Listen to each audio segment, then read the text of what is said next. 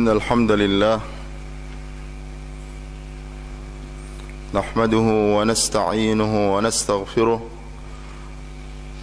ونعوذ بالله من شرور أنفسنا وسيئات أعمالنا من يهد الله فلا مضل له ومن يضلل فلا هادي له وأشهد أن لا إله إلا الله وحده لا شريك له وأشهد أن محمدًا عبده ورسوله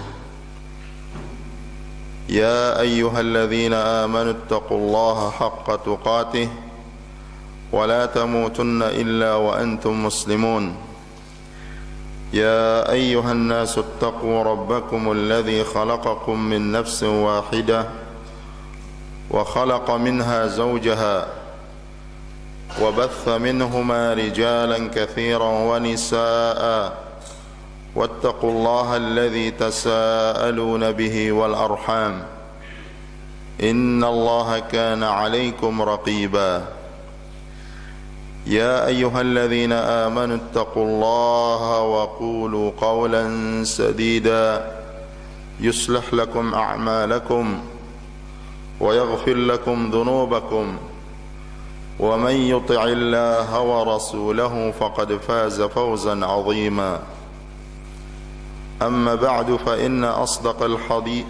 فإن أصدق الحديث كتاب الله وخير الهدى هدى نبينا محمد صلى الله عليه وسلم وشر الأمور محدثاتها وكل محدثة بدعة وكل بدعة ضلالة وكل ضلالة في النار. Ikhwani a'azzakumullah, pertama kita bersyukur kepada Allah Subhanahu wa taala bahwa pada hari ini kita diberikan kemudahan oleh Allah Subhanahu wa taala beribadah kepada Allah Subhanahu wa taala, dan juga nikmat yang baik yang Allah Subhanahu wa taala berikan kepada kita semua. Karena nikmat Allah Subhanahu wa taala yang sangat banyak kepada kita, kewajiban kita kepada Allah Subhanahu wa taala sebagai seorang mukmin adalah bersyukur dengan semua nikmat yang Allah Subhanahu wa taala berikan. Karena dengan kita bersyukur kepada Allah Subhanahu wa taala, Allah Subhanahu wa taala akan menambah nikmat tersebut. Wa idz ta'adzana rabbukum la in syakartum la azidannakum wa la in kafartum inna 'adzabi lasyadid. Dan Rabb kalian mempermaklumkan, jikalau kalian bersyukur maka aku pasti menambah bagi kalian. Artinya nikmat Allah Subhanahu wa taala. Dan jikalau kalian kufur, maka sungguhnya azabku sangat pedih. Oleh karena itu, seorang kalau dia bersyukur kepada Allah Subhanahu wa taala terhadap nikmat iman, nikmat Islam dan sunnah, maka Allah Subhanahu wa taala akan menetapkan kita di atas iman, Islam dan sunnah. Karena nikmat yang terbesar yang Allah Subhanahu wa taala berikan kepada kita adalah nikmat iman, Islam dan sunnah. Allah Subhanahu wa taala berfirman, "Wadhkuru ni'matallahi 'alaikum idh kuntum a'da'an fa'alafa baina qulubikum fa'asbahtum bi ni'matihi ikhwana." Dan ingatlah nikmat Allah Subhanahu wa taala atas kalian ketika dulu kalian bermusuh-musuhan, lalu kemudian Allah jadikan kalian dengan sebab nikmat tersebut, yaitu nikmat Islam, kalian menjadi orang yang bersaudara. Dan nikmat yang terbesar yang wajib kita syukuri adalah nikmat iman, nikmat Islam, nikmat di atas sunnah. Mengingat-ingat nikmat ini agar Allah Subhanahu wa taala menambah ketetapan bagi kita. Demikian juga kalau seorang bersyukur kepada Allah Subhanahu wa taala dengan nikmat ilmu, maka Allah Subhanahu wa taala akan tambah ilmu kita. Allah akan berikan kita taufik dan kemudahan kepada jalan ilmu. Demikian juga kalau orang itu bersyukur dengan nikmat harta, Allah Subhanahu wa taala tambahkan harta yang diberkahi oleh Allah Subhanahu wa taala.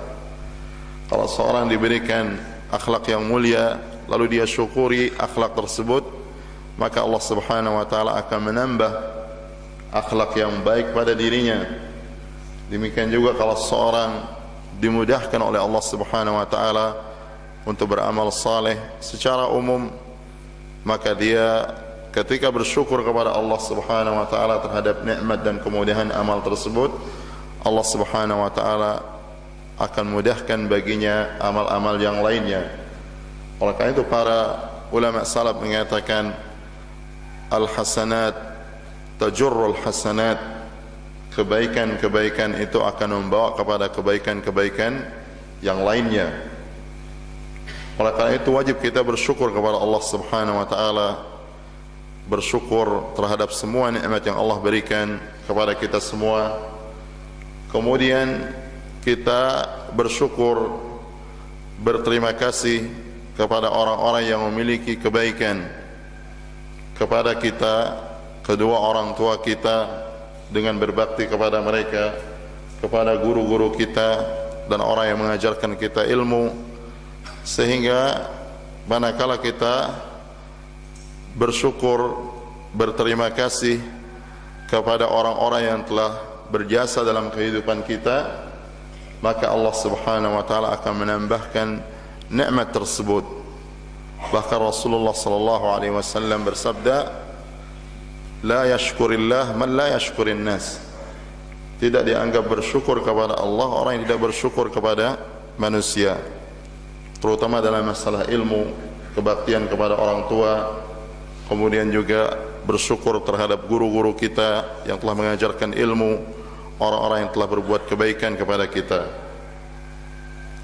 Salawat dan salam kepada Nabi besar Muhammad sallallahu alaihi wasallam yang telah membimbing kita kepada jalan Islam, jalan sunnah Rasulullah sallallahu alaihi wasallam, yang beliau Rasulullah sallam adalah qudwah hasanah, uswah hasanah.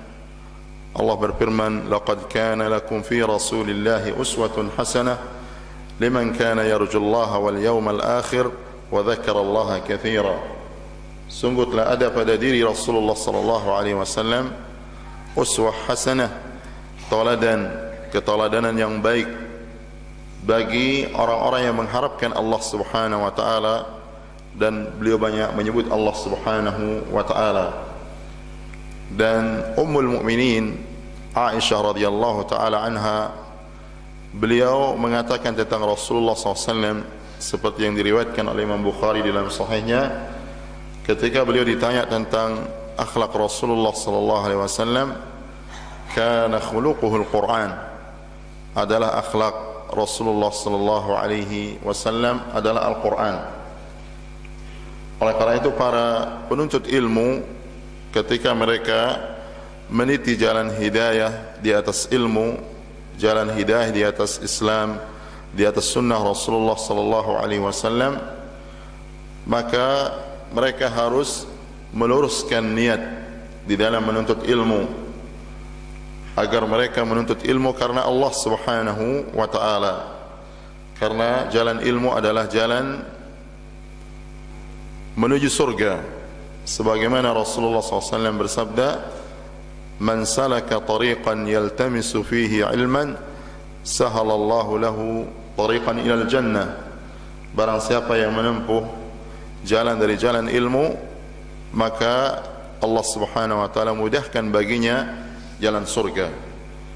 Dan kalau kita melihat penjelasan para ulama tentang keagungan ilmu, tentang kemuliaan ilmu, maka sungguh sangat banyak yang menjadikan seorang muslim tanpa melihat usianya, tanpa melihat pekerjaannya apa, pasti dia akan berusaha istiqamah di atas ilmu, hidup di atas ilmu, hidup dengan Al-Quran dan sunnah Rasulullah SAW, mengkaji Al-Quran dan sunnah Rasulullah SAW, dan berusaha mengamalkan apa yang Allah tunjukkan di dalam Al-Quran dan yang diajarkan oleh Rasulullah SAW di dalam sunnahnya.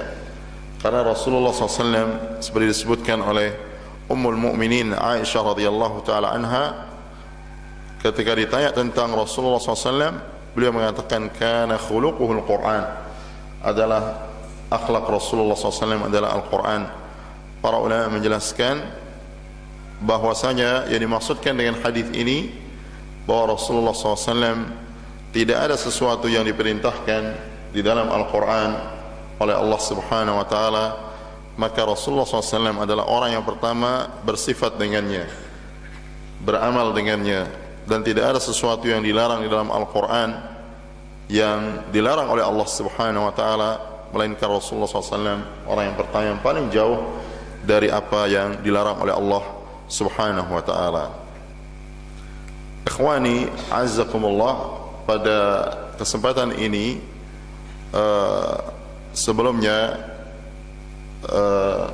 di samping kita bersyukur kepada Allah Subhanahu wa taala, saya secara pribadi bersyukur dan berterima kasih kepada Ustadzuna Al-Fadil Al-Ustadz Abu Izzi dan juga para asatiz yang lainnya yang memberikan kesempatan kepada saya dan juga asatiz yang lain untuk bisa berziarah ke ma'had ini.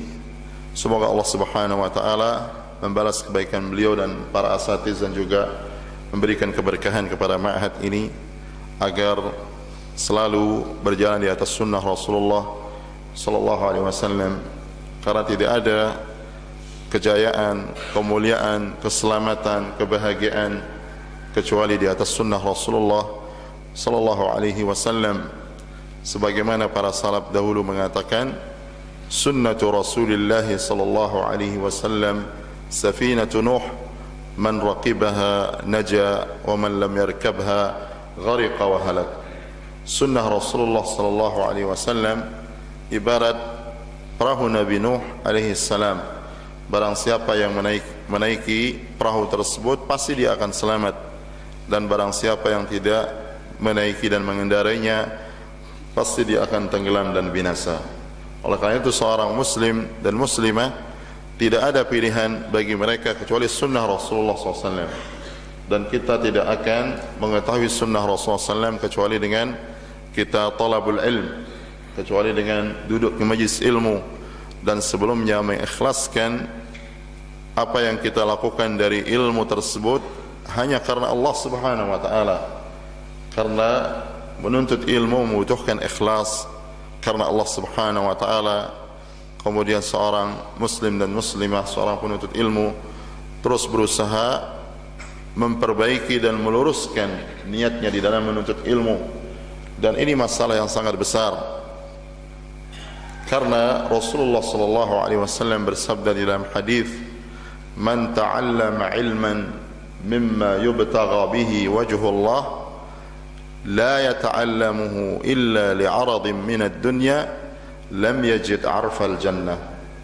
Barang siapa menuntut ilmu yang seharusnya dia maksudkan menuntut ilmu itu adalah wajah Allah Subhanahu wa taala, karena Allah Subhanahu wa taala, kemudian dia menuntut ilmu itu hanya untuk mencari harta benda dunia, maka dia tidak akan mencium bau surga. Oleh karena itu kita semua para penuntut ilmu, baik yang tua, yang muda, ya, maka kita harus semua berusaha untuk meluruskan niat dalam menuntut ilmu dan berdoa kepada Allah Subhanahu wa taala agar diberikan niat yang lurus, niat yang ikhlas karena Allah Subhanahu wa taala dalam menuntut ilmu. Karena niat ini adalah masalah yang besar. Sampai Imam Sufyan Ats-Tsauri, Amirul Mukminin fil Hadis, seorang ulama hadis, ulama besar dalam hadis, sampai digelari Amirul Mukminin fil Hadis. Beliau mengatakan, ma 'alajtu syai'an ashadda 'alayya min niyyati. Tidak ada sesuatu yang aku obati, yang aku perbaiki, yang paling berat selain dari niatku. Beliau bahkan mengatakan, 'alajtu niyyati 30 sanah. Aku sampai memperbaiki niatku, meluruskan niatku sampai beliau merasakan kuat, yaitu selama 30 tahun. Ya, oleh karena itu niat yang baik membutuhkan kesungguhan untuk kita mujahadah diri. Kalau kita betul-betul diberikan taufik oleh Allah Subhanahu wa taala kepada niat yang mulia dalam menuntut ilmu, pasti kita akan dimudahkan semua kebaikan dunia dan kebaikan akhirat. Karena kunci segala sesuatu itu adalah niat yang ikhlas karena Allah Subhanahu wa taala.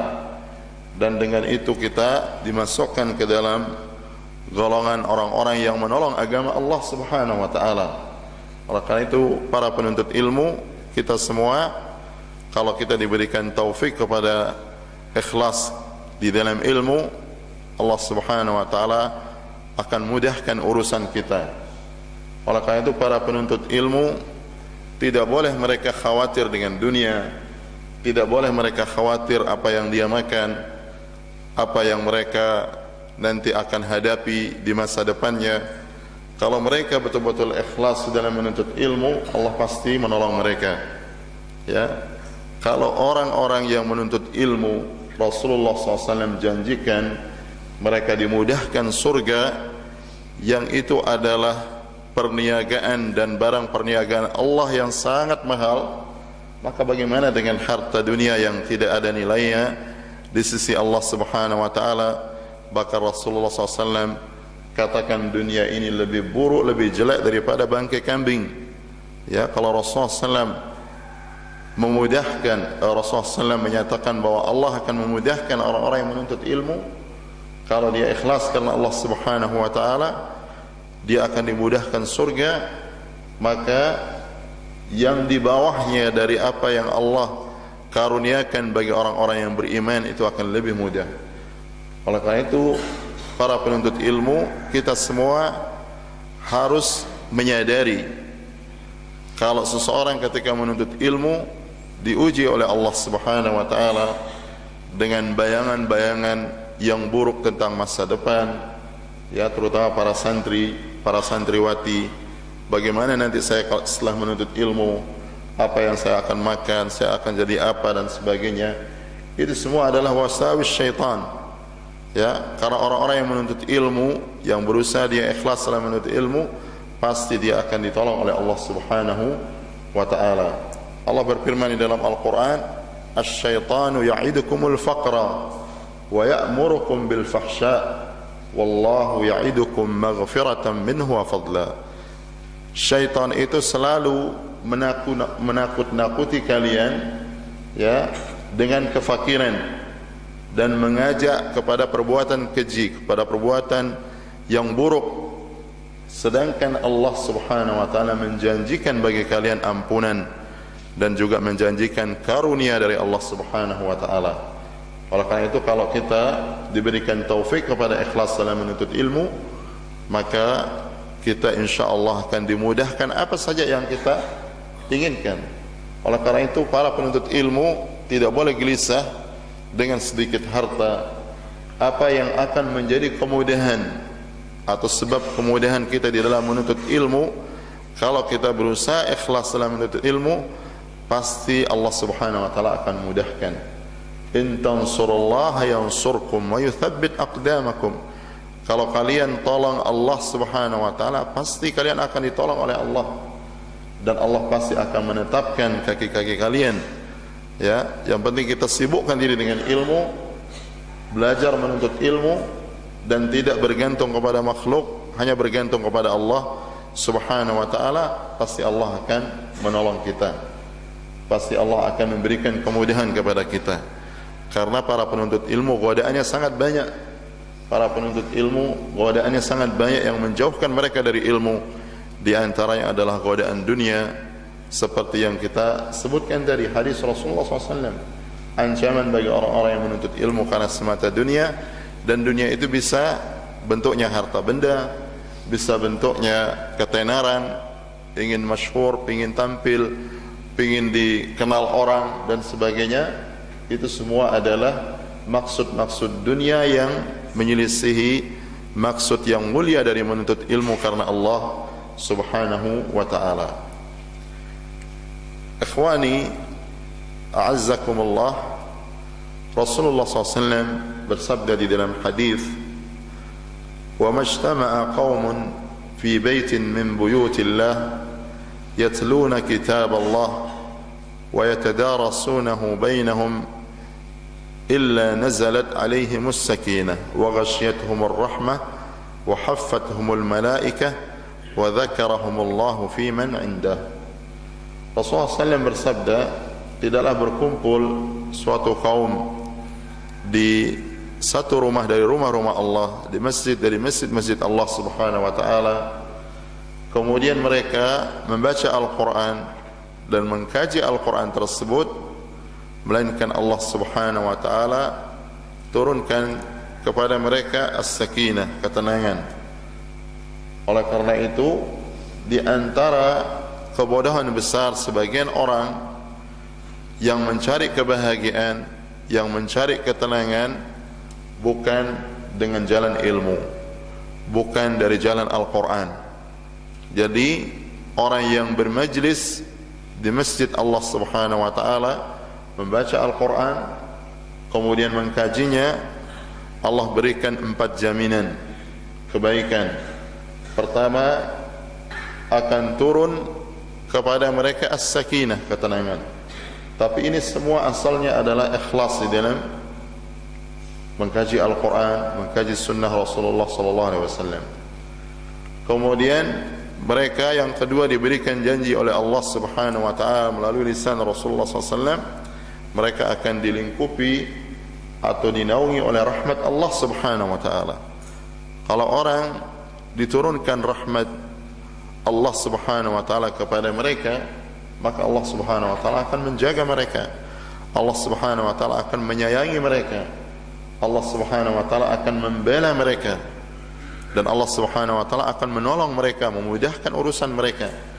Sehingga bagaimana seorang mukmin yang beriman, seorang mukminah yang beriman akan gelisah, pasti dia akan tenang, ya, walaupun mungkin tidak punya harta, apalagi dia diberikan harta oleh Allah Subhanahu wa ta'ala.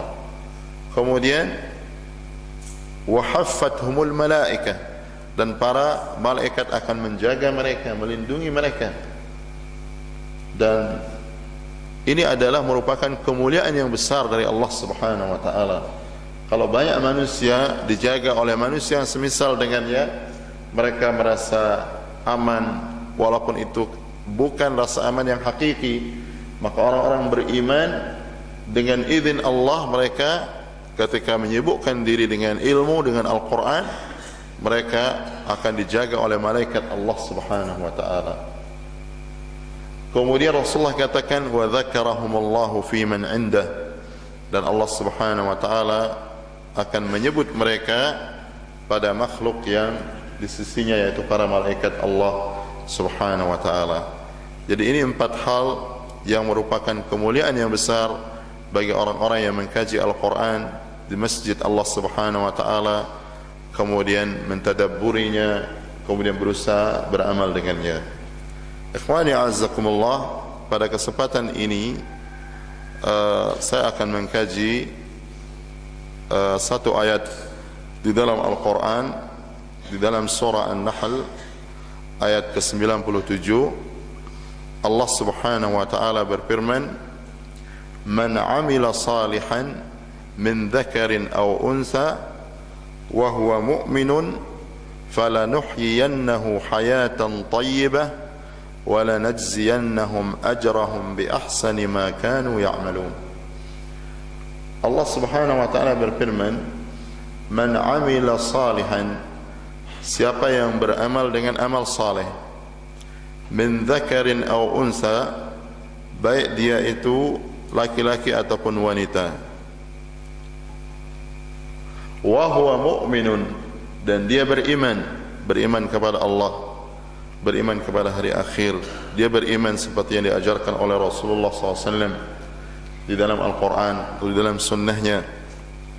Fala nuhyiyannahu hayatan tayyibah, maka kami akan jadikan dia kehidupan, memberikan dia kehidupan yang baik. Para ulama tafsir mengatakan kehidupan yang baik di sini, sebagian mereka mengatakan mereka akan diberikan rezeki yang halal. Sebagian mereka mengatakan bahwa Allah Subhanahu wa taala akan memberikan mereka kehidupan yang baik dengan diberikan yaitu sifat ridha, qanaah dengan apa yang Allah berikan dari harta, dari rezeki dan yang lainnya dari karunia Allah Subhanahu wa taala. Jadi balasan yang pertama bagi orang yang beramal saleh dan dia melandaskan amal soleh tersebut dengan iman, dan iman di sini adalah ikhlas, maka mereka akan pasti diberikan kehidupan yang baik. Dan ayat ini wajib para penuntut ilmu merenunginya, mentadabburinya, supaya mereka tidak mudah digoda oleh syaitan ketika perjalanan mereka menuntut ilmu, baik itu syaitan dari jin ataupun dari syaitan manusia. Ya, karena banyak orang-orang yang menggoda para penuntut ilmu yang tadinya istiqamah di atas ilmu, lalu kemudian dia jauh dari ilmu karena sebab syaitan yang selalu menakut-nakuti mereka dengan masa depan, ya, dengan rezeki yang jauh dari mereka, dengan kefakiran dan sebagainya, atau syaitan dari bangsa manusia, ya, yang hanya melihat segala sesuatu itu dengan pandangan-pandangan dunia saja. Ya, kita para penuntut ilmu harus berusaha terus mentadabburi ayat ini, bahwa kalau kita tegakkan amal saleh, dan itu adalah dengan dasar sunnah Rasulullah SAW, dengan dasar iman dan ikhlas, pasti kita akan diberikan pertama di dunia ini adalah kehidupan yang baik. Ya, dan itu wajib kita imani. Wajib kita imani. Jangan pernah percaya kepada manusia. Kita wajib percaya hanya kepada Allah Subhanahu wa taala. Karena terlalu banyak sekarang orang yang menyesatkan, yang membingungkan, yang menjauhkan para penuntut dari ilmu mereka, dari majelis ilmu mereka, hanya karena masalah dunia. Padahal dunia itu adalah masalah yang kecil, sangat kecil bagi Allah Subhanahu wa taala. Yang kalau orang itu menuntut ilmu, dia maksudkan karena Allah Subhanahu wa taala, Allah pasti akan mudahkan manakala dia butuhkan. Karena boleh jadi sebagian penuntut ilmu atau orang-orang yang berdakwah di jalan Allah tidak diberikan harta benda, karena Allah Maha tahu dia akan istiqamah boleh jadi dengan sebab tidak memiliki harta. Ya, jangan kita balik dalam menuntut ilmu kemudian kita disibukkan dengan pikiran-pikiran yang menjadikan kita itu jauh dari ilmu, dari masalah-masalah dunia. Para salaf dahulu di dalam menuntut ilmu, mereka mengorbankan harta mereka. Imam Malik bin Anas, Imam Darul Hijrah, gurunya Imam Syafi'i rahimahullah, beliau itu sampai menjual, ya, atap rumahnya itu untuk menuntut ilmu. Ya, Imam Ali bin al-Madini, sahabatnya Imam Ahmad bin Hanbal, Imam Ahlus Sunnah wal Jamaah di zamannya, beliau Imam Ali bin Madini ini, orang tuanya dulu adalah orang kaya, lalu beliau mendapatkan warisan yang sangat banyak. Beliau habiskan semua hartanya itu untuk apa? Untuk ilmu. Ya, jadi jangan dibalik. Justru orang menuntut ilmu untuk cari harta, pikiran harta dan sebagainya. Kalau kita sungguh-sungguh menuntut ilmu ini, harta itu kalau kita butuhkan pasti Allah mudahkan. Sebanyak apapun orang memandang harta itu, kalau kita butuhkan pasti akan dimudahkan oleh Allah Subhanahu wa taala. Tapi yang perlu adalah kita berusaha dengan harta yang kita miliki, waktu yang kita miliki adalah untuk menuntut ilmu, seperti yang dilakukan para salaf dahulu. Imam Ali bin al-Madini, begitu diwariskan kepada beliau oleh orang tuanya harta yang banyak, beliau habiskan untuk menuntut ilmu sampai beliau tidak bisa membeli hanya untuk sendalnya. Ya, kemudian juga ulama-ulama yang lain, ya, kesungguhan mereka di dalam menuntut ilmu. Ikhwani a'azzakumullah. Kemudian Allah katakan, wala najziyannahum ajrahum bi ahsani ma kanu ya'malun. Balasan yang kedua setelah kehidupan yang baik di dunia ini, di akhirat kelak Allah katakan, wala najziyannahum ajrahum bi ahsani ma kanu ya'malun. Kami pasti akan membalas bagi mereka dengan ganjaran, dengan pahala yang jauh lebih baik dibandingkan dengan apa yang mereka perbuat. Jauh lebih baik. Ya, orang-orang beriman ketika dimasukkan ke dalam surga, mereka masuk surga bukan karena amal mereka semata, tapi semua karena rahmat Allah Subhanahu wa taala. Karena kalau kita bandingkan amalan kita, amalan hamba Allah dengan balasan surga Allah Subhanahu wa taala, maka itu tidak akan bisa dibandingkan sama sekali. Sangat jauh. Ya, sangat jauh. Jadi dua hal ini, janji Allah Subhanahu wa taala ini wajib kita imani, terutama para penuntut ilmu, agar kita tidak mudah goyah dan digoda sehingga kita jauh dari ilmu. Ya, menuntut ilmu, orang berdakwah di jalan Allah, itu ujiannya besar. Ujian besarnya itu diantaranya adalah harta benda. Sebagaimana Rasulullah SAW katakan dalam hadis, "Inna likulli ummatin fitnah, wa inna fitnata ummati al-mal." Sesungguhnya setiap umat itu ada ujiannya, ada fitnahnya, dan fitnah umatku adalah harta benda.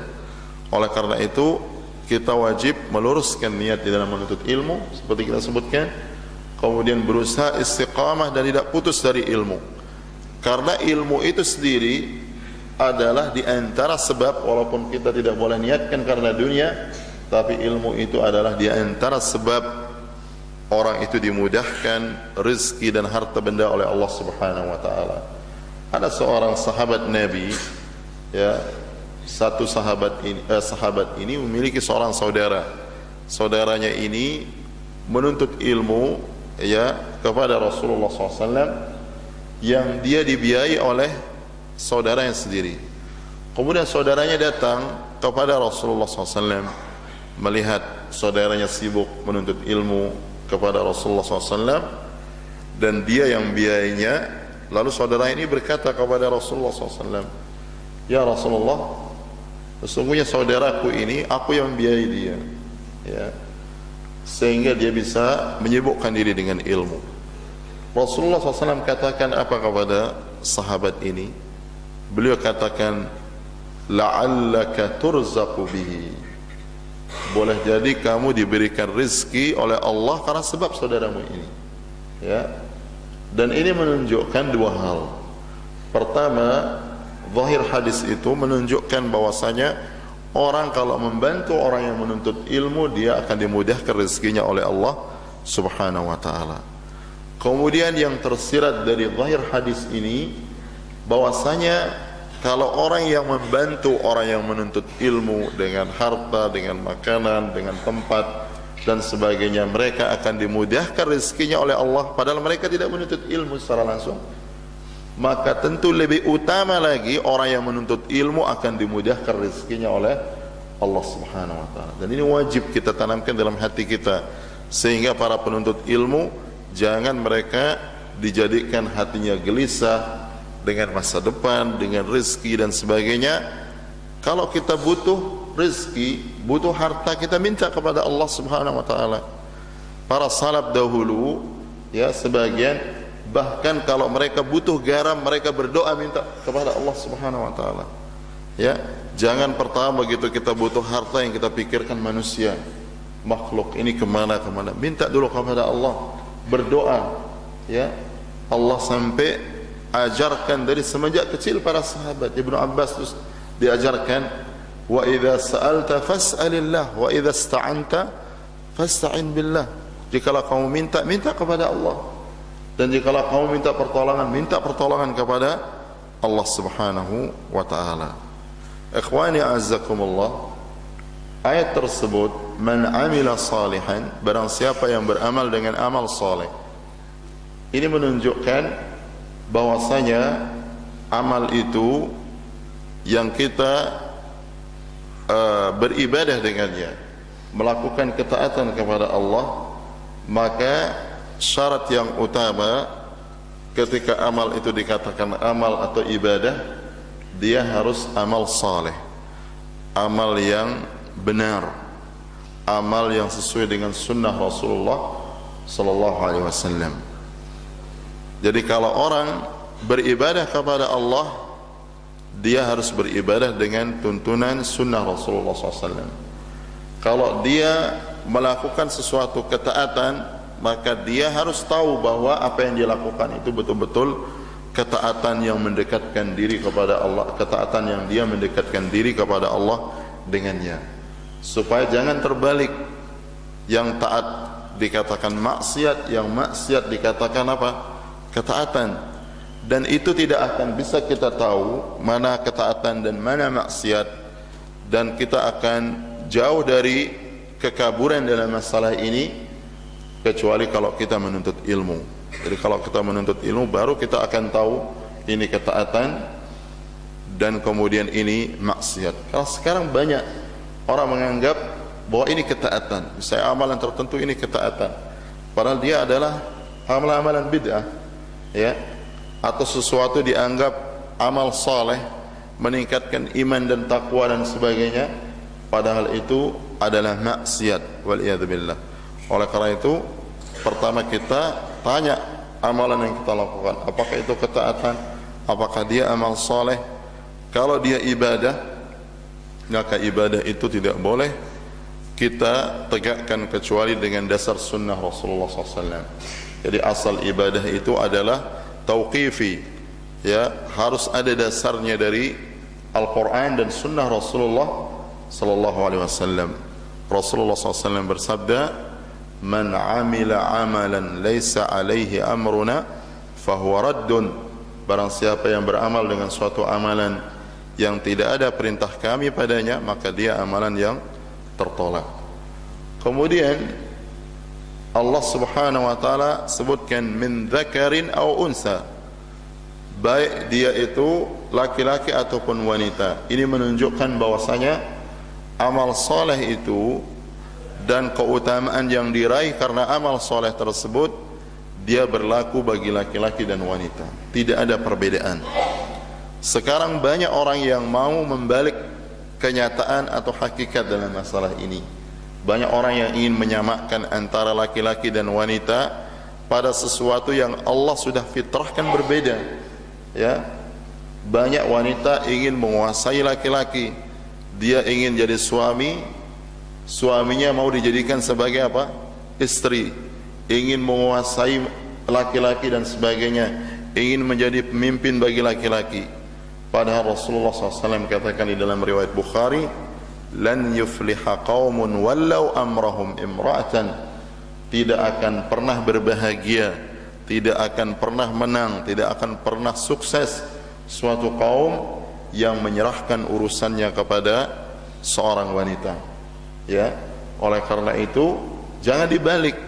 Nah, justru kadang-kadang di dalam amal soleh lalu kemudian mau dibedakan antara laki-laki dan wanita.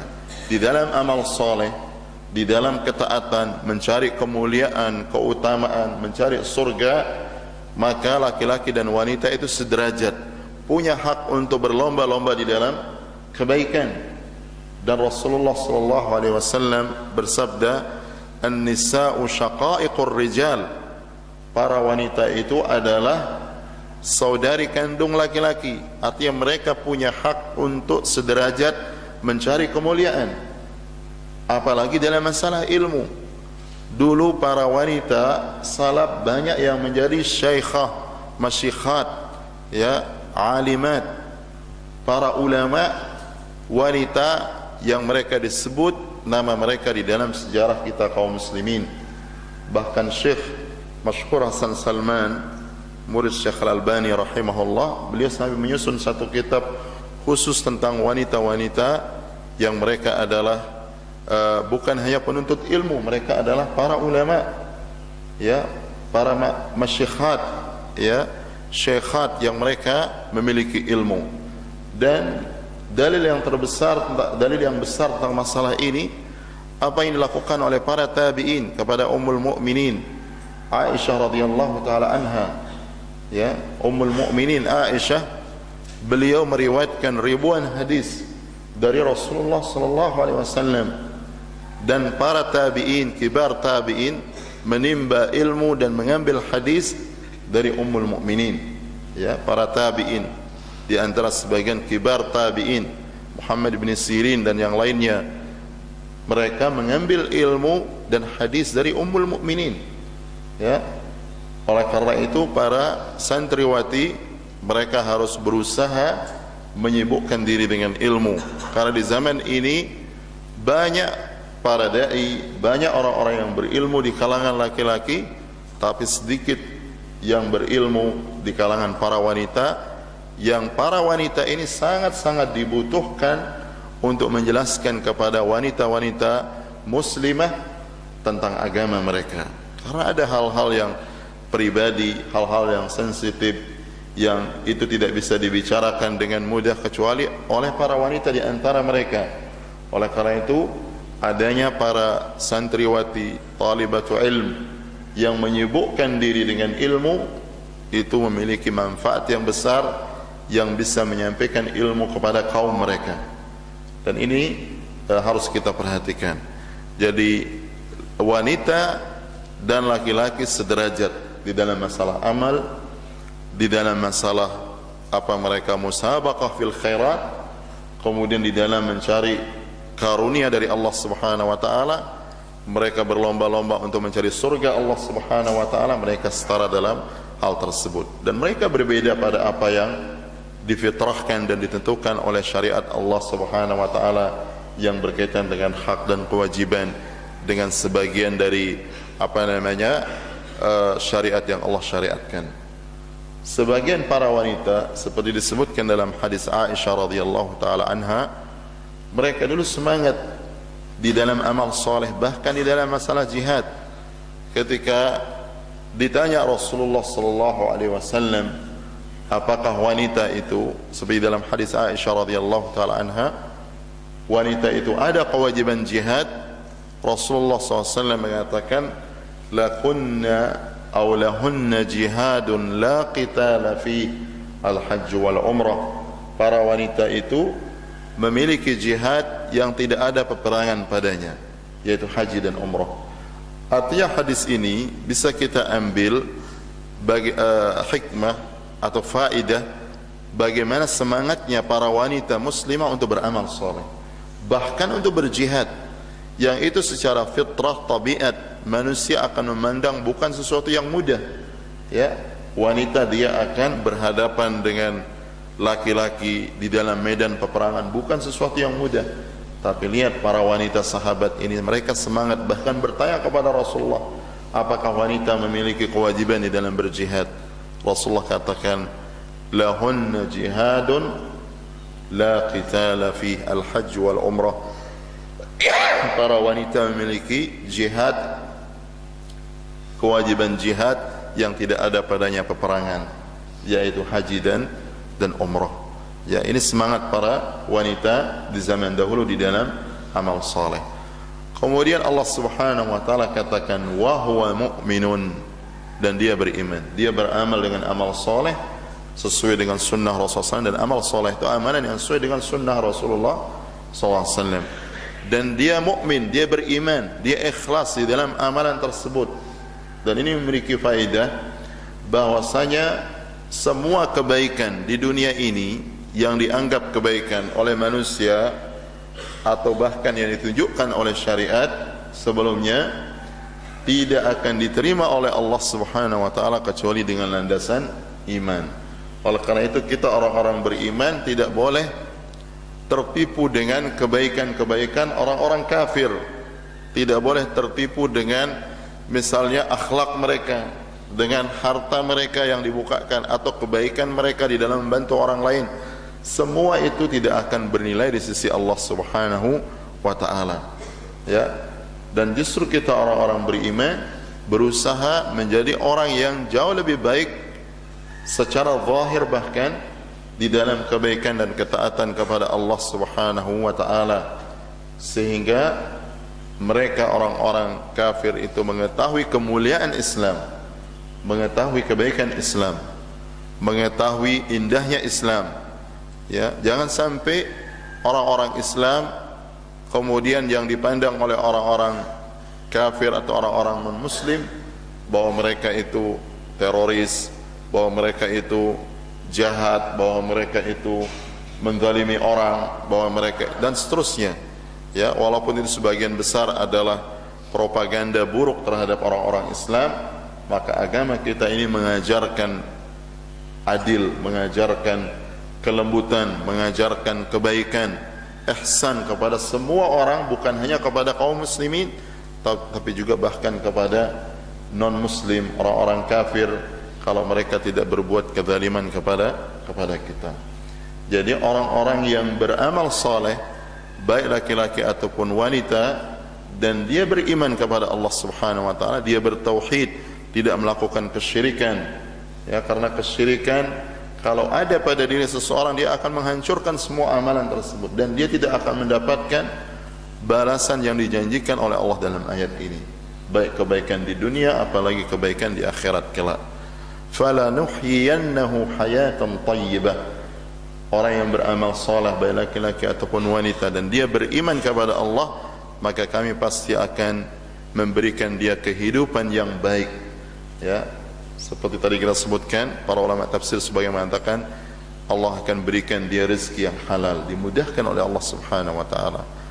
Dan ini harus melekat dan masuk ke dalam hati kita, terutama para penuntut ilmu. Seperti kita ingatkan, banyak orang kadang-kadang digoda oleh syaitan, baik itu syaitan jin atau manusia, seakan-akan kalau orang menuntut ilmu itu susah mencari yang halal dari harta. Pasti dimudahkan oleh Allah Subhanahu wa taala. Cuma kita itu jangan terlalu menjadi beban pikiran.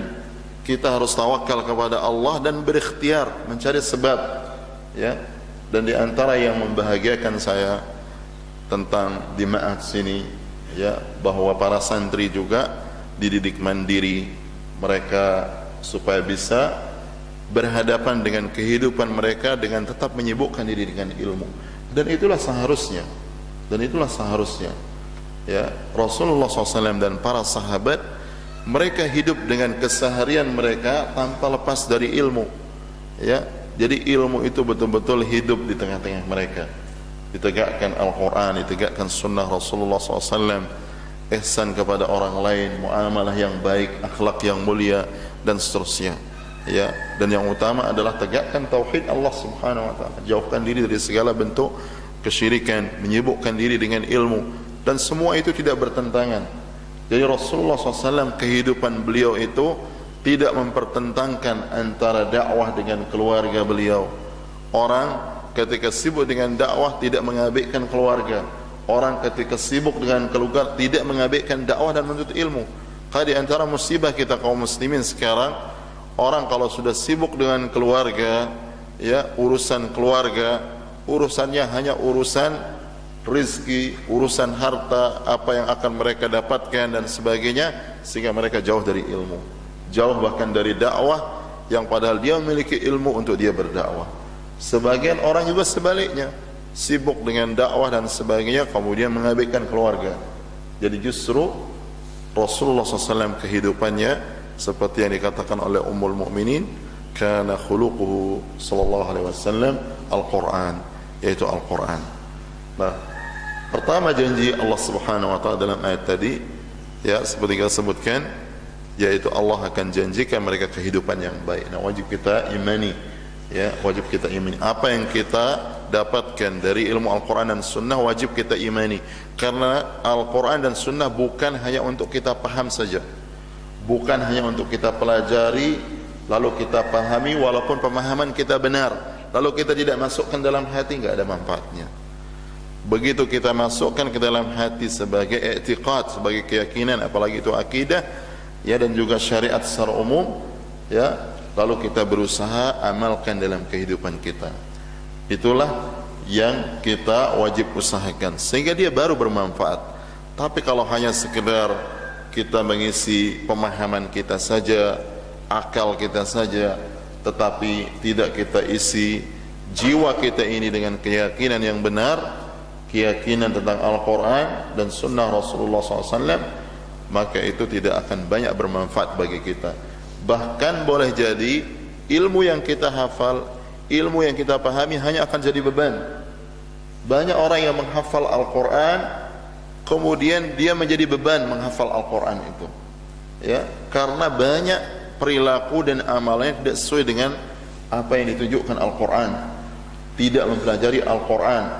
Ya, lihat orang-orang Khawarij, mereka disifatkan oleh Rasulullah SAW selalu membaca Al-Quran. Kebanyakan mereka penghafal Al-Quran, tetapi Al-Quran yang mereka baca itu tidak sampai ke dalam hati mereka. Yaqra'una Al-Quran la yujawizu hanajirahum yamruquna minad din kama yamruqus sahmu minar ramiyah. Rasulullah SAW sifatkan mereka yaqra'una Al-Quran, dan itu dengan sayyghah mudhari', menunjukkan mereka mustamir, terus baca Al-Quran, disibukkan diri dengan Al-Quran. Dan itulah kenyataan sejarah yang Allah perlihatkan tentang mereka, sampai Rasulullah katakan tu'jibukum salatuhum min salatikum, kalian akan heran dengan salat mereka, dengan ibadah mereka, dengan bacaan Quran mereka. Rasulullah katakan tadi yaqra'una Al-Quran, mereka membaca Al-Quran, terus baca Al-Quran, disibukkan diri dengan Al-Quran. La yujawizu hanajirahum, tapi Al-Quran itu tidak melewati kerongkongan mereka, tidak masuk ke dalam hati mereka. Mereka tidak paham Quran dengan pemahaman salaf, dengan pemahaman sahabat, tidak masuk dalam hati mereka. Itulah yang menjadikan mereka keras. Yamruquna minad din kama yamruqus sahmu minar ramiyah. Mereka keluar dari agama ini, melesat keluar dari agama ini seperti keluarnya anak panah itu dari sasarannya. Ya, bahkan Rasulullah SAW mengatakan, ini harus kita menjadi perenungan kita para penuntut ilmu.